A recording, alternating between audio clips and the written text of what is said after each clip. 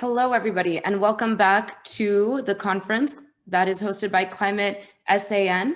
I'm thrilled to be moderating this next session for us today. So far today, you've heard a lot about the risk to human security that's been proposed by climate change, as well as explored what our political leaders need to prioritize in order to mitigate against this threat.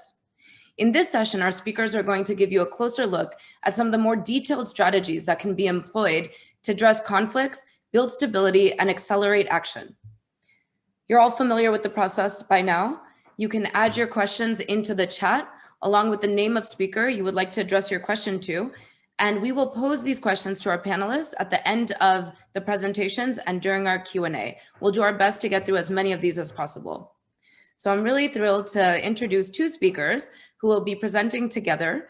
First, we have Colonel Shannon O'Haran. Colonel O'Haran serves as the Wartime Director for Intelligence, J2 United States Force Korea. In this capacity, he assists the director in leading a team of nearly 400 intelligence professionals in executing operations, developing plans, and formulating policies that support the Commander United Nations Command, the Continued Combined Forces Command, and United States Force Korea. He has also served as a National Aeronautics and Space Administration Military Liaison Officer and Aircrew member. Thank you very much for joining us today, Colonel O'Haran. We will also be featuring a presentation together with Colonel O'Haran from Barry Tilton. Barry is a self-described technical evangelist and thought leader for the remote sensing community. He brings over 33 years of experience in the acquisition, research, and development of components and technologies. He is currently a director at IEEE, the world's largest professional association dedicated to advancing technological innovation and excellence for the benefit of humanity. Welcome, Barry, as well. So we're really in for a treat today to have both these speakers, both Barry and Shannon. So please, this floor is yours. Well, thank you, Sweta, for having us here today. It's truly an honor to be among many leading scientists, researchers, policy officials, entrepreneurs, and countless others interested in this very important topic. We truly share your passion and enthusiasm in helping the community to advance options that address the effects of climate change. Barry and I have seen our planet, our beautiful planet, from close to the edge of space during brief stints at NASA. As remote sensing data collectors, we have uncovered many insights on Earth and seen the potential for development based on these data, yet also heartache when viewing the effects of what we have caused to our own planet. Our discussion is an adaptation of a briefing we submitted a few years ago to the Defense, Diplomacy, and Development, or D3 Innovation Summit Challenge. Today, we still see opportunity. Specifically, how can we better integrate dual-use technologies with innovative concept teams to give military leaders, diplomats, and development officials increased options to build security cooperation, while also enhancing economic and scientific partnerships? What this presentation is not is a recipe for success or a blueprint for how to execute. Rather, we believe it is a collection of ideas that leaders from across our community could consider as they develop and look to implement options for increasing collaboration with key partners and allies around the world. So with that, I'm going to share my screen very quickly.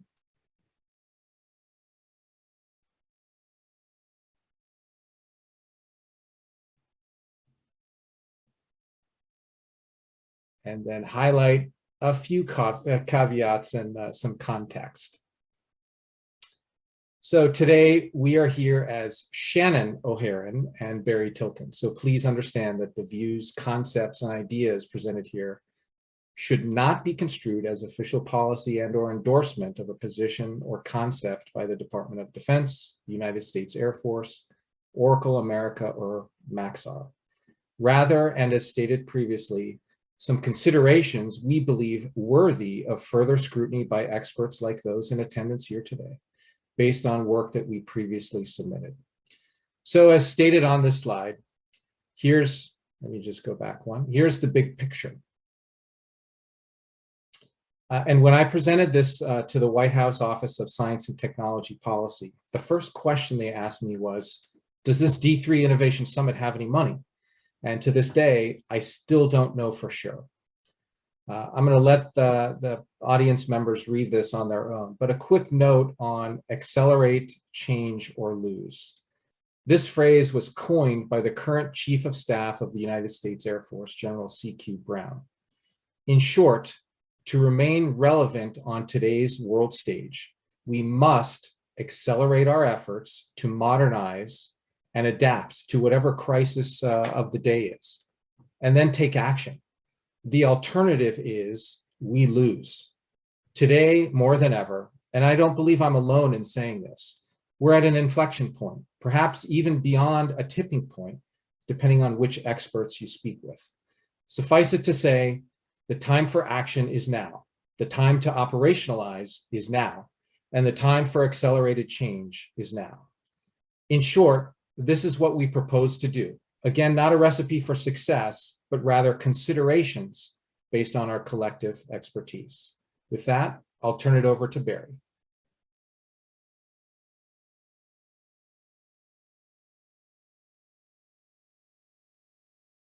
There we go, on now. All right.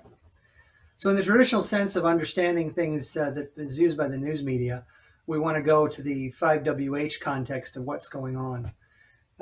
As Shannon said, we've had experience being at the edge of the earth, looking down and appreciating what it is available in the community. But what we have available to us that didn't exist previously is a robust and available set of sensing technologies that would allow us to understand better what's actually happening and map the dynamics. It's unfortunate we didn't have this 20, 30, 40, 60 years ago, because part of the debate today in the community concerning climate is exactly how much is changing and how fast. And of course, to understand change properly, you have to have references that show what existed before. And while the geological record in the Earth does a great job of showing that, a lot of the other conditions in the atmosphere and beyond, we've only begun to be able to detect in the relatively recent past. So to understand what that might mean, we're just now getting a lot of the data that is filling in the blanks as to what exists and what it might do. And one of the things we're most interested in is taking the data sources that are available and putting them in a place where that information is readily accessed and accessible by a community. We want to build the capacity to operationalize the data, to make more of the community both have a stake in the game and understand the resources and the implications of what those resources are telling us.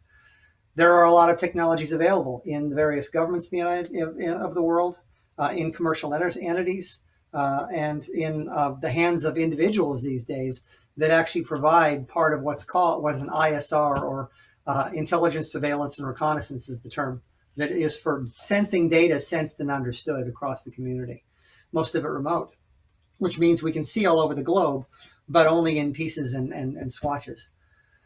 Climate change has been assessed in documentation as a threat to national security. In the US, of course, policy is very much influenced by politics. So while that statement has been true the entire time, it has been less attentively focused on for the last few years than is now the case. As national security professionals, however, we've always had an understanding that understanding the global climate model is very important to understand the implications to national security and national safety across the board. This group does a good job of expanding, the group we were briefing when this went on does a good job of sort of expanding the focus of the folks we can talk to. And let's face it, in the present situation, as was the case when this chart was built, now is really the best time to begin taking these things seriously. Go ahead. All right, I mentioned that there was policy guidance that exists. Sorry about that. There's a significant amount of guidance that exists from the time right before the administration changeover in what was called the QDR, the Quadrennial Defense Review. This is something that happens on a regular basis every 4 years that describes the national security set of applications and implications most interest for both the community policy and the technology investment strategy activities. DoD set a goal of becoming more resilient to impacts, whether they were controllable impacts coming from inside or things foisted upon us. And these documents concerning climate were a serious part of that discussion, which has now come to the fore once again in the policy community. Next.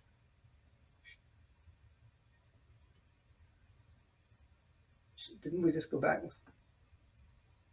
I thought we just addressed that. Okay. So these documents in particular are the ones that actually came out of the executive orders, which is what EO stands for, describing the actual necessities in step changes for leaders taking the climate model into consideration and preparing against impacts from everything from hurricanes to floods to parts of the world becoming different. And you'll see that come up shortly. There were areas of focus that were picked to consider from the standpoint of most likely impacted early on climate change locations. And Shannon, why don't you pick that up and talk about those?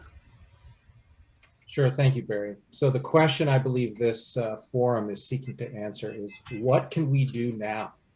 Well, collectively, we can do a lot, and our small proposal for consideration seeks to capitalize on interested stakeholders who have dual use capabilities and technologies, many originally designed for military use and data collection. That same data can be used to assess risks, and we certainly heard about that from many of the previous speakers, risks to the planet, and enable groups of stakeholders and interested partners to develop tools and strategies based on the data we see in order to help adapt and develop enhanced mitigation strategies. In short, there's a lot of data out there. Let's leverage it, collect more where and if needed, and then operationalize it today for action. So that's the what. Where do we propose to do this? Here are 3 candidate areas and broad locations we can use to begin and then further narrow scope, because this is a demonstration of capability and therefore we don't have the resources to start all over the world. Suffice to say, there are countless locations we could begin, but the key point is to not stop debate, stop the debate about where we should begin and get started. We should never actually stop the discussion, because building relationships across the board is a critical aspect that any military or civil leader would need to have in the discussion agenda. So the places we're looking at, as you can see, are in CONUS, because there are several locations in our own country that suffer the possibility of disappearing over time due to flooding and such. Indo-PACOM, which is the area of Asia and the South Asia, you can see on the map, and then in the coasts of Africa, where drought and flood conditions are alternating with other problems to provide environmental crises on a regular basis. So as a framework, there's several things we need to do. Right now, unfortunately, when remote sensing data is taken, it mostly exists in a standalone mode. Each type of sensor, whether it be the kind of information you see on your nightly weather map, or information from images placed onto Google Earth, or images taken by airplanes for crop assessment, they're all essentially kept and book kept in different locations. And so the information as to how these various sources of data interact is hidden from most of the population most of the time. What we want to do is begin by taking the tools that exist for correlating information, those coming from human geography, which is things like place names and addresses and that sort of information, cultural flags and icons, population information. Map that to areas of physical geography. Obviously, in the early days of civilization, civilization spread first around rivers because they provided both water and transportation. Well, that was one of the earliest efforts of climate influencing human geography, and it continues to act even in the world that we can somewhat control today. But then combining that with the information which is more difficult to observe, but physically important to understand, the geomatic references, information like the underlying water table in an area, the gravitational impacts of changes in the area, information about how water and terrain interact, and combining these things together to create a understanding map that takes everything from the human to the physical, and then can assess the impacts on everything from geography to politics based upon the environmental information.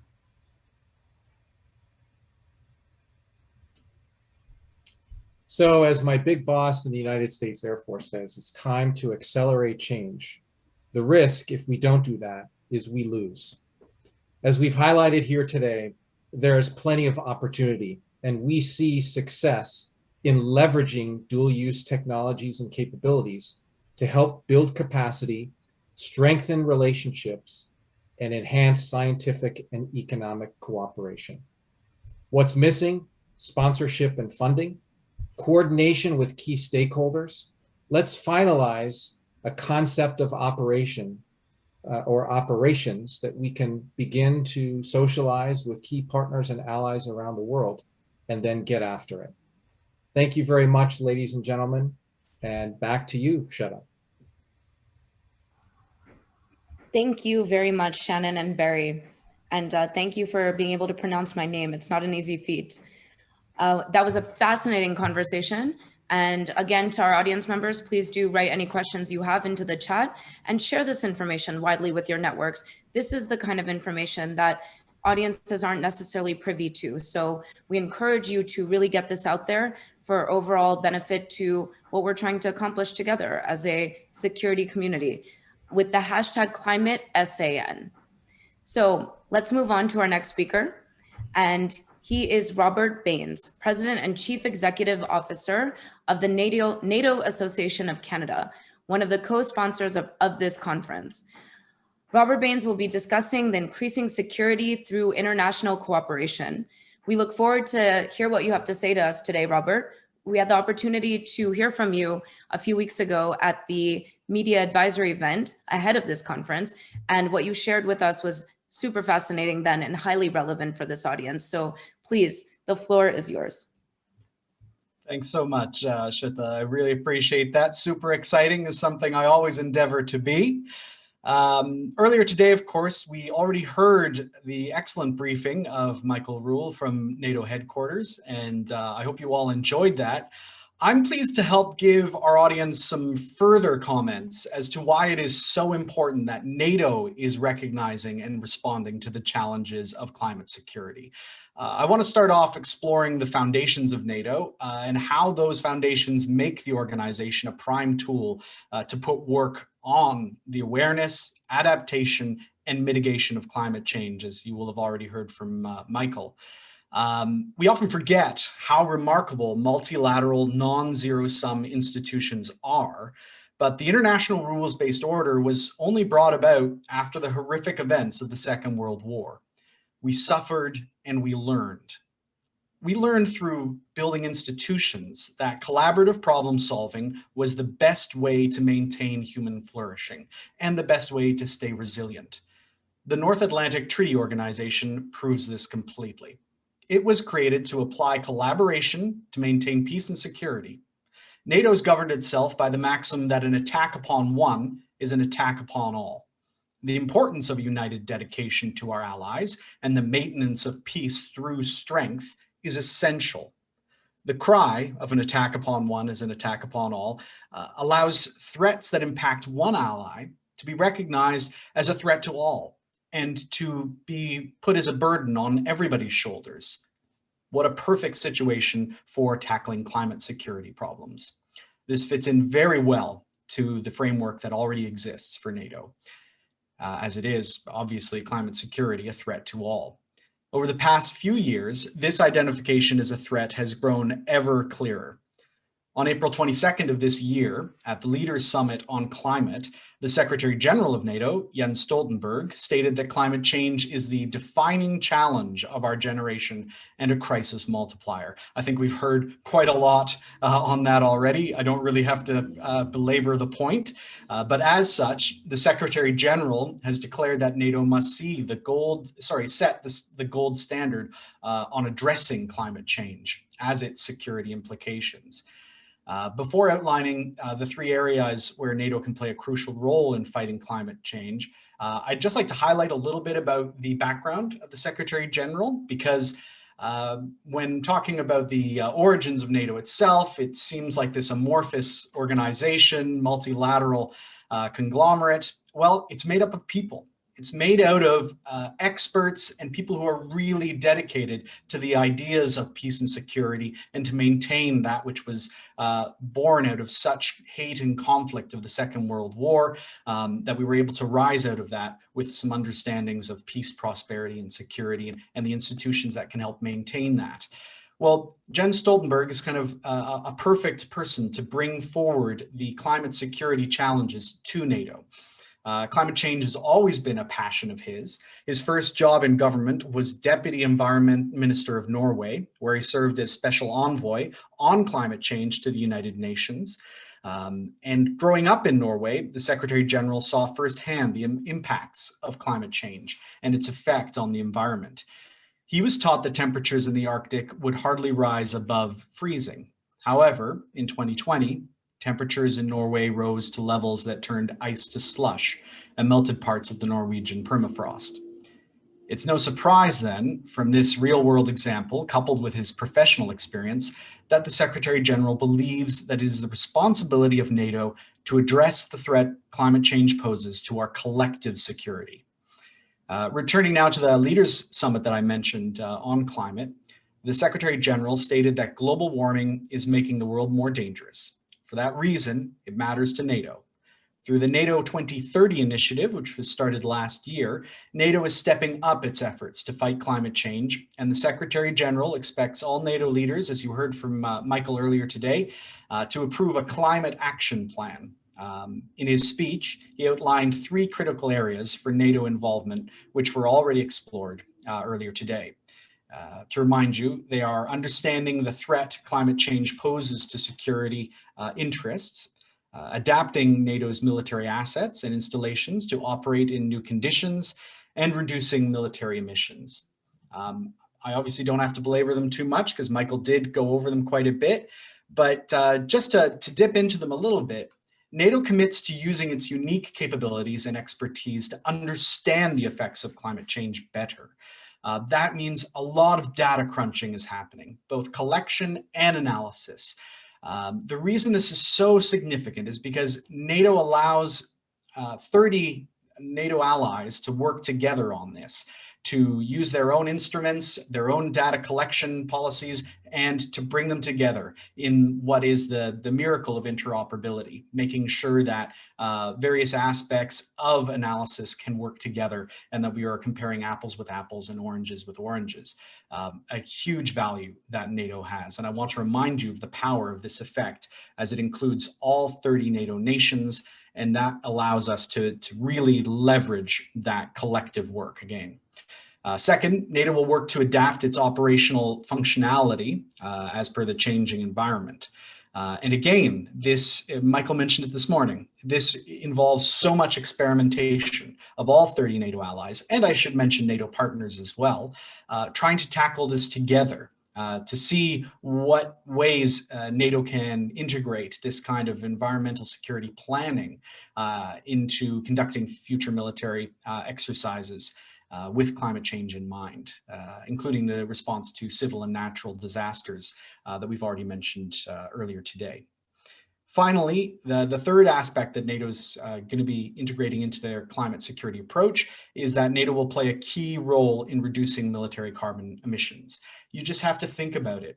In most of the NATO nations, the military is one of the largest owners of cars. Obviously, a lot of heavy lifting machines, their own tanks, their planes, the infrastructure, the bases, the roads, all sorts of different reduction techniques can be used to really help reduce the carbon emissions through the military apparatus. Not forgetting what Michael mentioned about being realistic and making sure that that is a balance between the effort to bring down carbon emissions and the maintenance of security, which only works through deterrence. And therefore it only works if our enemies know it will work through demonstration, through practice, and through just being able to show that you are able to protect yourself. It's the only way it works. So it is an important thing to keep in mind, what he mentioned about the balance there.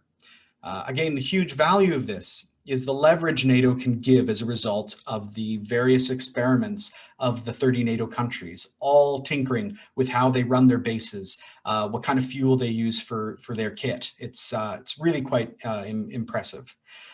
So NATO will continue to use these efforts to strengthen the alliance through the lens of climate change itself. And in doing so, NATO will partner with the private sector to share expertise and best practices on addressing the threat of climate change. I think every member of this panel has mentioned collaboration, and I think that is becoming a much more common element, even with something as large as NATO. But you have to remember that the international rules-based order is based around that kind of collaboration. Anyways, I'll be watching, like most of you, very excitedly for the next NATO summit on June the 14th, when the Secretary General's commitment is to have a clear political action plan from the member states to reduce military emissions with the ultimate goal of a net zero carbon footprint by 2050. NATO's clearly taking the threat of climate change very seriously. Since half of the world's economy and over 1 billion people live in NATO member states, what the alliance does will directly impact the rest of the world. And NATO will set the gold standard for understanding, adapting to, and reducing emissions to mitigate the security impacts of climate change in the future. Thanks very much. Thank you, Robert. You have an incredible way of communicating really complex issues in a way that's truly accessible. NATO is very lucky to have you at the helm. Thank you for sharing that. We'll come back to you during the Q&A. So our final speaker, before we get to the Q&A for this session, is Seth Klein. Seth is the team lead and director of strategy with the Climate Emergency Unit, a project of the David Suzuki Institute that Seth launched earlier this year. He is also the author of the book, A Good War, Mobilizing Canada for the Climate Emergency. He's also an adjunct professor at Simon Fraser University. I actually had the opportunity to visit Simon Fraser in beautiful Vancouver. So thank you so much, Seth, for joining us today. The floor is all yours. Well, thank you very much, Shata, and hello, folks. It's great to be with you. Thank you for this invitation. I'm joining you from the unceded territories of the Musqueam, Squamish, and Tsleil-Waututh Nations, otherwise known as Vancouver, Canada. Very happy to be having this conversation with you. To offer some comments based on my book, which is here, A Good War, Mobilizing Canada for the Climate Emergency. It's a book that I think makes an important contribution to this moment and calls on us to adopt an entirely new and different approach to the climate crisis than the one that we've pursued to date. It endeavors to tell the truth about the severity of the crisis that we face, but in feedback I've had, people say they find it an unusually hopeful book, notwithstanding the seriousness of the subject matter. The book's original twist is that, as the title suggests, it is structured entirely around lessons from the Second World War. I should say, given that this is an international audience, it's very rooted in Canada's Second World War story, particularly the extraordinary story of economic transformation on the home front and the speed and scale of military production. And I should say, too, given who most of you are, that since touring with my book over the last 9 months, virtually touring, of course, it has been remarkable to me how deeply resonant this 80-year-old story remains for so many Canadians who have this either a familial connection or an institutional connection. And I think it creates a new opening to engage with people about who we each want to be in this moment of existential challenge. I'm convinced that to confront the climate emergency, a wartime approach is needed. I'm now strongly of the view that climate breakdown requires a new mindset to mobilize all of society, to galvanize our politics, and to fundamentally remake our economy. And here's why. I'm gonna screen share with you a chart just showing Canada's greenhouse gas emissions over the last 20 years. And when you look at this chart, I think what you really see driven home is, and to put this in the parlance we've all come to know in this pandemic, we have failed to bend the curve. Now, some of your countries have a better performance than this, but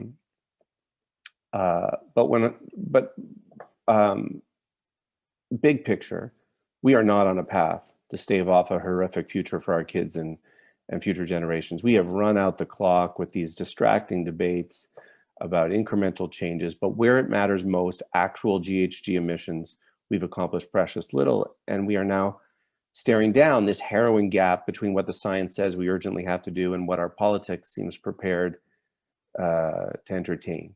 As a great climate change warrior, Bill McKibben, has said, winning slowly on climate change is just another way of losing. So we have to kickstart something new. I decided to structure my book around these World War II lessons because I see in the history of our wartime experience this helpful and indeed hopeful reminder that we've done this before. We've mobilized in common cause across society to confront an existential threat. And in the process, we have retooled our entire economy twice, in fact, once to ramp up military production, another time to reconvert to peacetime, all in the space of 6 years. Since I released my book, I've done lots of talks, and always the question comes up, how do you know when a government gets an emergency? And I've ended up coming up with these, what I call my 4 markers of when you know that a government has shifted into emergency mode. And again, I'm going to screen share a little summary of those. Do you see that now? The first marker is that it spends what it takes to win. The second is that it creates new economic institutions to get the job done. The third is that it shifts from voluntary and incentive-based policies to mandatory measures. And the fourth is that it tells the truth about the severity of the crisis and communicates a sense of urgency about the measures necessary to combat it. During the Second World War, Canada and many of our countries did all of those things. And likewise, in response to the pandemic, I would say most of our governments hit all 4 of those markers. But with respect to the climate emergency, so far at least, I would say all of our governments are failing on all 4 counts. There's nothing about our climate policies or plans that feel like the kind of grand collective undertaking that it needs to be. So let me say a little bit more about these 4 markers. The first one, spend what it takes to win. A benefit of an emergency mentality is that it forces governments out of this austerity mindset. In my country, in response to the COVID pandemic, Canada's debt to GDP ratio is going to rise from about 30% to 50% in a single year. Now that's a big jump in 1 year. It still pales in comparison to what happened in the Second World War, where we finished with the debt to GDP ratio more than double that, well over 100%. And when C.D. Howe, who was the Canadian minister who oversaw our wartime military production, was pressed about this extraordinary ramp up in government spending, he famously replied, "If we lose the war, nothing will matter." But so far, our governments, they're not spending a little less than they should on the climate emergency. They're spending less by a huge order of magnitude. The second marker, create the economic institutions needed to get the job done. In my country during World War II, starting from a base of virtually nothing, the Canadian economy and its labor force pumped out a volume of military equipment that's simply mind-blowing. In those 6 years, we produced, with a population of about 11 million at the time, 800,000 military vehicles, more than Germany, Italy, and Japan combined, 16,000 military aircraft, ultimately building the 4th largest air force in the world at the time, about 700 ships. Now that's what large-scale mobilization looks like. There were over 1 million Canadians out of those 11 million directly employed in military production. Remarkably, the Canadian government, under the leadership of this fellow C.D. Howe, established 28 crown corporations, what we would call public corporations in Canada, to meet that wartime production effort. Howe was seized with the task. And anytime the private sector couldn't quickly do what needed doing, he created another public enterprise to do it. He took an inventory of all of our production needs and carefully coordinated all of the key supply chains.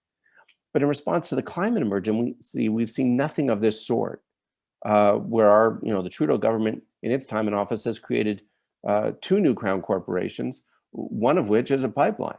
If our government really saw the climate emergency as an emergency, it would, like Howe did, quickly conduct an inventory of our conversion needs to determine how many heat pumps and solar arrays and wind farms and electric buses we're going to need to electrify virtually everything and end our reliance on fossil fuels. And then we would have a new generation of public corporations to ensure that those items are manufactured and deployed at the requisite scale.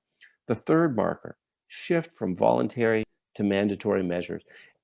You know, I showed you earlier Canada's emissions have only flatlined. Why is that? I see my time's coming to an end. Basically because everything's voluntary. We encourage change, we incentivize change, we give rebates, we send price signals. What we have decidedly not done is require change. We've been trying to incentivize our way to victory. It won't work. We need to set clear dates, near-term dates, when we say you won't be able to buy a new fossil fuel vehicle by 2025. No new buildings should be tying into gas as of next year. And the fourth marker, as I say, is tell the truth. The leaders we most remember from the Second World War were forthright with the public about the severity of the crisis and yet still imparted hope. This moment, we need more of that. And yet that's not what we've been communicating with any consistency. So there you are, the four markers. These next 10 years are going to make it or break it for us and our kids. This is it. We are all at that crossroads moment again, just like we were in 1939. We all have to decide what kind of people and what kind of leaders we want to be. This is the task of our lives. Thanks. Seth, those were really powerful words. Thank you for leaving us with that as we go into the Q&A, and I'm sure the audience will have many questions coming your way. So let's not waste any more time. Let's get right into it. If all the speakers could please, you can stay muted, but please turn on your video. And we have many questions that have come in. The first one is coming for Colonel O'Haran. So you have been at the front lines. And if anybody understands what it's like to be prepared to face an adversary, it's somebody like you. So if adversaries like China, Russia, and North Korea don't care about making their militaries more environmentally friendly and continue to use the low-cost fuels that are damaging our planet, but are actually efficient and easy to access, won't Western efforts to green militaries end up becoming a combat disadvantage? That first question is directed to you, Colonel. Well, thank you, Sweta, and thank you for the audience participation in that great question.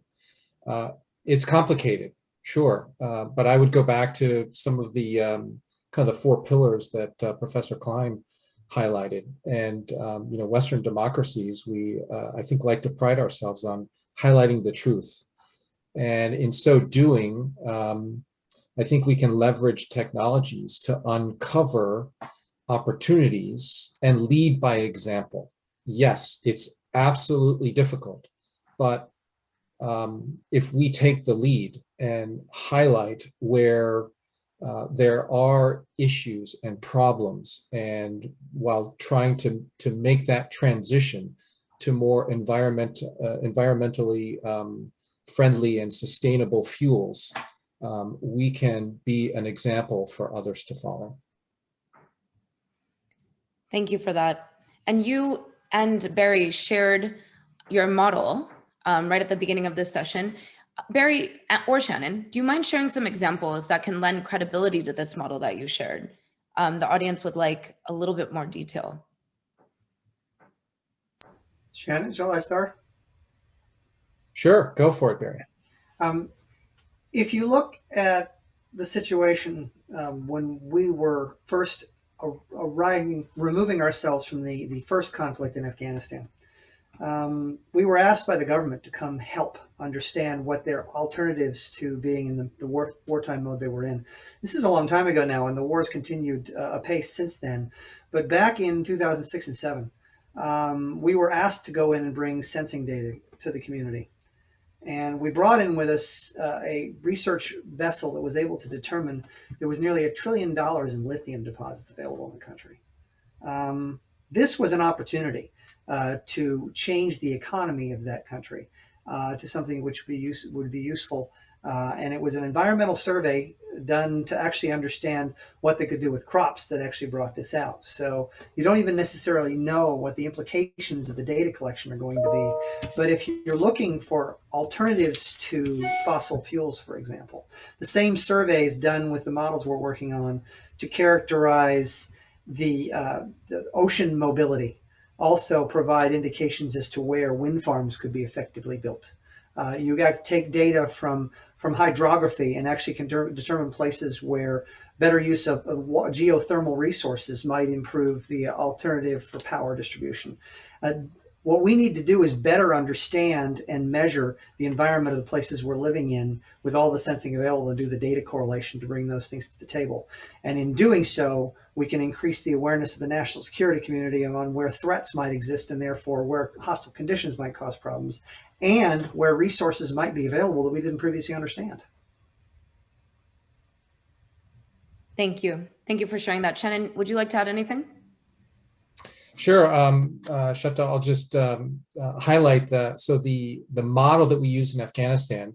We took it to the South Pacific and working in conjunction with INDOPACOM, we took an experimental multi-band synthetic aperture radar, and our purpose was actually to go back and try to identify missing airmen from World War II that crashed on the world's largest tropical island, which was Papua New Guinea. So everyone talked about partnerships during the conference, and we had a partnership with the host nation government. And so while we were flying over New Guinea, and we mapped about 30,000 square kilometers, we had one of the host nation Air Force officers riding with us in our aircraft. And he and I started talking about kind of the environmental application of some of this sensing data. And he said, you know, if we just fly another 50 miles to the northwest, we're going to fly over the world's largest gold mine. And I can tell you, I mean, he said this to us, that there are tremendous implications on some of the local indigenous populations in Papua New Guinea because of some of the pollutants that are used. They're just running in and destroying our rivers and streams and the ecosystem. So another example of how these data can be used to help characterize some of the impacts of climate change and some of the downstream effects that are had on different communities. Thank you, Shannon. We just have a few minutes left, and I want to make sure we get a question each to Robert and to Seth. This next one is for Robert, and it always makes me laugh when I see questions come in for Robert because he's always fielding the tough ones. So, Robert, is NATO concerned about the inoperability of states and members to develop climate policies and technologies at different rates? For example, equipment that's legal in one port may be illegal in others due to new climate regulations. How are you thinking about harmonization across member states? Well, NATO, it's one of its silver bullets is interoperability. It is a hugely important part of the entity itself, and therefore it's a great leveraging tool. However, that only comes with the political willpower. And so that's the kind of thing that I hope will be sketched out on June 14th. You notice that the Secretary General has made it clear this is going to be a very political decision. So only with that agreement will the militaries be able to start becoming more interoperable as far as saying we're not going to allow diesel engines or this amount of outlet of carbon, et cetera. So I think the answer is that we're going to have to spend some time on this, but it is possible if we've got the political willpower to make it happen. Thank you, Robert. And from what Shannon said, a question for Seth. Canada has a very large fossil fuel and mining industry that makes up a quarter of its GDP. And this industry can actually help the Indigenous populations of Canada who earn 2 times higher wages in the sector than others. And that's numerically supporting pipelines. So this supports the pipelines. So how does it make economic sense for Canada to hamstring its prime industry by caring so much about climate change? It's a tough one. Mm-hmm. Well, we have to do what we have to do. And just today we had the International Energy Agency say time's up and it makes no sense to invest in new fossil fuel infrastructure and development. But we do have to offer economic security and employment security to people, Indigenous people, and anyone else whose economic security has been tied in the past to the fossil fuel industry. That to me is the promise of the Green New Deal and the language we're hearing from Biden, which centers the transition that has to happen on jobs, which makes eminent sense. And that's why I say, back to my 4 markers, you have to show people that you're serious about that kind of transition. The promise of just transition can't be a hollow promise. It has to be backed up with new institutions and real money on the table. That's marker one. That's marker two that I'm getting at, so that people can find some hope there. On balance in Canada, Indigenous communities have not been pushing for this development. On balance, in my country, it is in fact Indigenous communities that over and over and over again have been delaying and blocking fossil fuel infrastructure until such time as our mainstream politics comes into alignment with what the science says we have to do.